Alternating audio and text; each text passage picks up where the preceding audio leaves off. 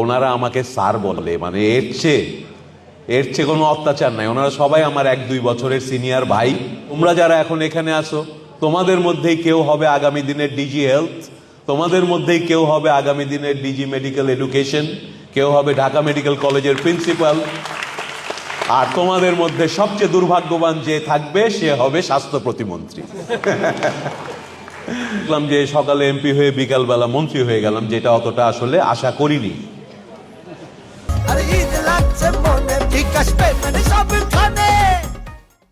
এবং পরদিন থেকে সবচেয়ে বিব্রতকর অবস্থা যেটা হলো, আজকে খোলা মনে বলতে পারছি, এই যে এখানে আমার কয়েকজন আছেন, মহামান্য ডিজি মহোদয়, তারপরে আর 2 ডিজি মহোদয়, প্রিন্সিপাল মহোদয়, এরকম অনেক মহোদয় আছেন। আমার প্রতিদিন মনে হয় ধরনী দ্বিধা হও, এই অফিসে গেলে আমার ওনাদেরকে আপনে টাপনে বলতে হয়, ভাব বাচ্চে কথা বলতে হয়।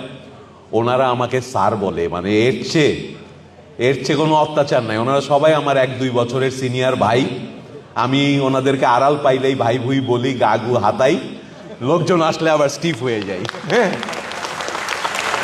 তো আজকে ঢাকা মেডিকেল কলেজের ছাত্রছাত্রীরা আছে, আমার একটা কমপ্লেইন আছে আমার এই বড় ভাইদের বিরুদ্ধে।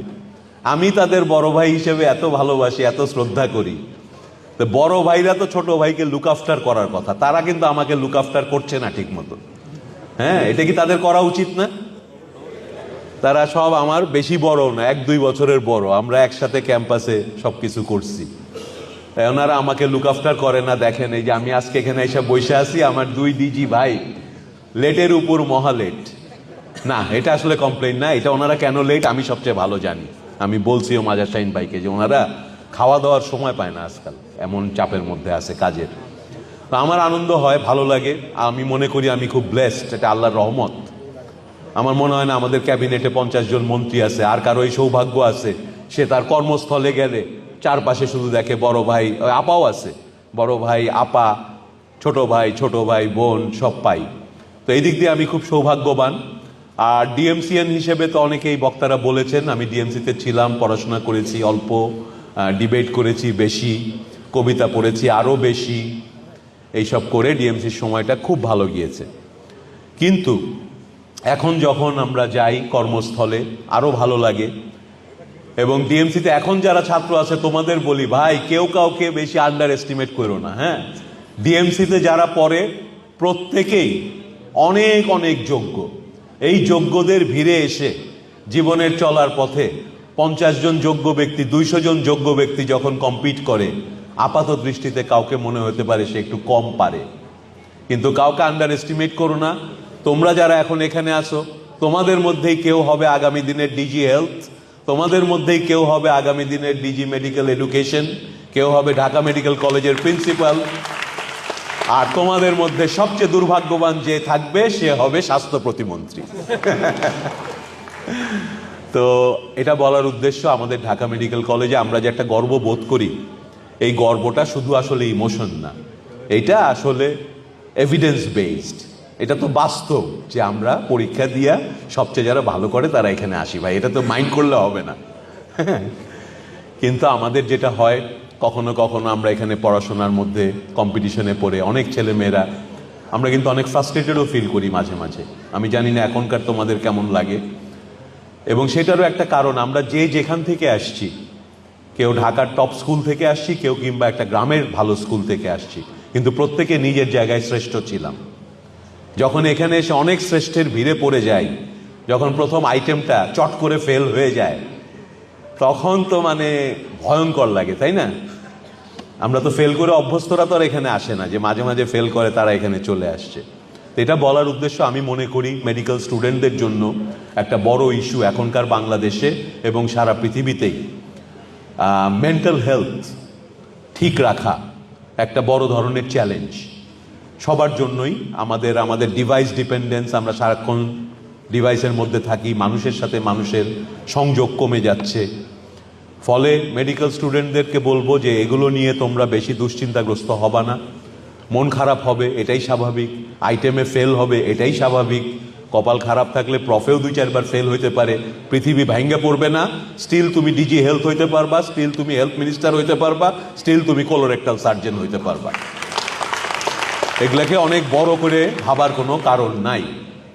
এবং সেটার সাথেই সম্পর্কিত এই যে সাহিত্য সাংস্কৃতিক উৎসবটা হচ্ছে, এটা অত্যন্ত গুরুত্বপূর্ণ। এবং অনেস্ট কনফেশন, আমি একদিকে খুশি হয়েছি এটার আয়োজন যারা করেছে তারা অনেক পরিশ্রম করেছে। এই সব আয়োজন করা জাস্ট নিজের খেয়ে বনের মোষ তাড়ানো, থ্যাঙ্কলেস জব। তারপরও কিছু মানুষ এটা করেন, যারা করেন তারা আসলে একটা অন্য রকম চিন্তা ভাবনা করেন বলে এই আয়োজনগুলো করেন। কারণ এই আয়োজনগুলোর ভেতর দিয়ে আমাদের নিজস্ব সংস্কৃতির সঙ্গে আমাদের যোগাযোগ, আমাদের মানসিক স্বাস্থ্য ঠিক রাখা, আমাদের ভালো লাগা মন্দ লাগা, এই সাংস্কৃতিক কর্মকাণ্ডের মধ্যেই আমরা গড়ে তুলতে পারি নতুন বন্ধুত্বের মেলবন্ধন, এই সব কিছু ঘটে। তো এই আয়োজনটা দেখে, আয়োজনটা হয়েছে এটাতে আমি খুশি। কিন্তু অনেস্ট কনফেশন হচ্ছে ঢাকা মেডিকেল কলেজের সাহিত্য সাংস্কৃতিক সপ্তাহ এরকমটা আমি আশা করি না। আমি এর চেয়ে অনেক বেশি ভাইব্রেন্ট, অনেক বেশি পার্টিসিপেশনওয়ালা, অনেক জমজমাট একটা সাহিত্য সাংস্কৃতিক সপ্তাহ আগামী বছর অ্যাটলিস্ট ঢাকা মেডিকেল কলেজে আমি আশা করব। কারণ আমরা কত 30 বছরের মতো প্রায় না আগে আমরা এখানে ছিলাম। আমি বলি না 92 বা 93 সালে আমরা সাহিত্য সাংস্কৃতিক সপ্তাহ যখন হয়েছিল, ওই যে দু একজন বলেছে আমি চ্যাম্পিয়ন হয়েছিলাম, অনেকগুলো পুরস্কার পেয়েছিলাম। সেটা বড় কথা না, কেমন ছিল সেই সময়টা। 7 দিন ধরে ক্লাস সমস্ত কিছু অফিসিয়ালি বন্ধ করে সারা দিন সারা রাত প্রোগ্রাম হতো এই ঢাকা মেডিকেল কলেজে, এবং আলো জ্বলতো। আরো গুরুত্বপূর্ণ বিষয় হচ্ছে সেই প্রোগ্রামগুলোয় শুধু ফাইনাল অধিবেশনে বাংলাদেশের জাতীয় পর্যায়ের সবচেয়ে জনপ্রিয় সাহিত্য সাংস্কৃতিক ব্যক্তিত্বরা তো আসতেনই। এই পর্যায়ে আসার আগে এই যে 7 দিন ধরে যে কম্পিটিশন হতো, দুপুরবেলা ভর দুপুরে 3টার সময় ডিবেটের ফার্স্ট রাউন্ড হচ্ছে কিংবা কবিতা আবৃত্তির ফার্স্ট রাউন্ড হচ্ছে, প্রতিটা ইভেন্টে জাজ হিসেবে ওই সাবজেক্টে বাংলাদেশের যারা শ্রেষ্ঠ তারা আসতেন অনুষ্ঠান ছাড়া, ওই রিহার্সেল বা বাছাই পর্বে। আবৃত্তির প্রতিযোগিতা যখন হতো, কি নাম ওনার, ভদ্র মহিলা একজন, প্রজ্ঞা লাগনি কিংবা শিমুল মোস্তফা, এই লেভেলের আবৃত্তিকাররা এসে ভর দুপুরে, মানুষ নাই জোর নাই, 20 জন পার্টিসিপেন্ট আর 10 জন অর্গানাইজার, বাছাই পর্ব হচ্ছে, ওনারা গভীর মনোযোগে জাজমেন্ট দিত। কেন আসতো? কারণ ঢাকা মেডিকেল কলেজের দীর্ঘ সাংস্কৃতিক ঐতিহ্য আছে এবং বাংলা সংস্কৃতির, বাংলা ভাষার সঙ্গে এই মেডিকেল কলেজের ইতিহাস জড়িত। এইখান থেকে অনেক বড় বড় অনেকেই বেরিয়েছেন বিভিন্ন ক্ষেত্রে বিভিন্ন সময়ে। আমরা যখন এখানে ছিলাম প্রতিটা অনুষ্ঠানে কে আসে নাই, মানে সৈয়দ শামসুল হকের মতো লেখক, হুমায়ুন আহমেদের মতো লেখক, বড় বড় প্রবন্ধকার, আবৃত্তিকার আর গায়ক শিল্পী তো কোনো অভাবই ছিল না। তো আমি মনে করি আমাদের সেই জায়গাটা আবার জাগ্রত করা দরকার। বিগত বছরগুলোতে হয়তো সারা দেশেই যে পরিস্থিতি ছিল, সার্বিকভাবে এই চর্চাগুলো হয়তো কমে গিয়েছিল। তো ছেলে মেয়েদের মধ্যে আমি বিশেষ করে ধন্যবাদ জানাই আজকে যারা পুরস্কার পাচ্ছে এবং যারা এগুলোতে অংশগ্রহণ করেছে। এখনকার যে পরিবেশটা বাংলাদেশে চলছে, এখানে কিন্তু খুব গভীরে যদি আমরা লক্ষ্য করি, একটা সাংস্কৃতিক দ্বন্দ্বের পরিবেশ ভেতরে ভেতরে তৈরি হচ্ছে। আমরা সংস্কৃতিকে মাঝে মাঝে ধর্মের মুখোমুখি দাঁড় করিয়ে দিচ্ছি। আমরা কখনো কখনো নাচ গান কিংবা ইভেন কবিতা আবৃত্তিও কিভাবে হবে, কোন কবিতাটা পড়া সহি হবে কিংবা সহি হবে না, এইসবের ভিতরে জড়িয়ে গিয়েছি। ওভারঅল আমরা অনেক বেশি জাজমেন্টাল হয়ে গেছি।